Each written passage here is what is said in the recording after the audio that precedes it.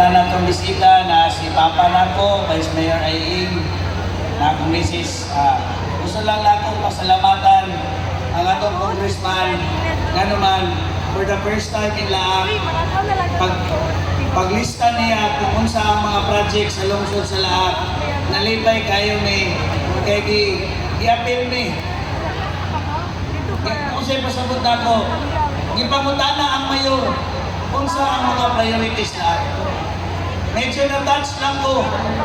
Pagpamutana ni Kong Jong kung sa'yo asawa, kung sa'yo priorities sa lahat. Kaya pila ka tuwid yun, never ni ipangutana kung sa'yo gusto ng project sa lungsod sa lahat. In short, hatagan ni o di gayon na may istorya na mo kung kani nindot kayo ni simintohon, kung kani nga barangay nindot kayo ni tagaang tubig, kung kani na barangay nindot kayo ni butangan na to barangay hall o uban pa. Kana kong daghan kay salamat ko. Palakpakan na tos ko. O ang pinaganindot, tanan na kong gilista nga nindot na proyekto sa atong lungsod, i-approve din na ni Congressman Jong Sinisa. Kung unsay kalambuan sa atong lungsod sa lahat karon, dako kayong kabahin si Congressman Jong Sinisa na si Gov Raul, si Kong Maricar, labi na gyud si Mayor Aing ug ang atong SB members. Mga tagalaak, kabalo ko, excited na mo sa banda. Hangyon na mo.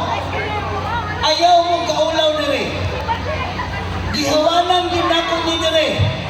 Para kung kinsa itong gusto mo sayaw, anhi dire, sayaw din mo. Kung kinsa itong gusto mo dool, dool din mo dire. Para rin sa inyo, nakita ninyo, wala na ko ibutangang barikin ang Megaten. Tama dili. Kay kaningang concert, dili ni para sa mga VIP, para ni sa inyo ang mga tagalaak. Manang gusto na ko, kamong tagalaak, kung gusto mo sayaw dire, hala sayaw. Kung gusto mo dool dire, hala dool. Kung gusto mo mahalok sa artista, hala haloke. Kung gusto mo magpa-picture, hala pa-picture. Kaya gusto ko malipay din mo karong gabi una.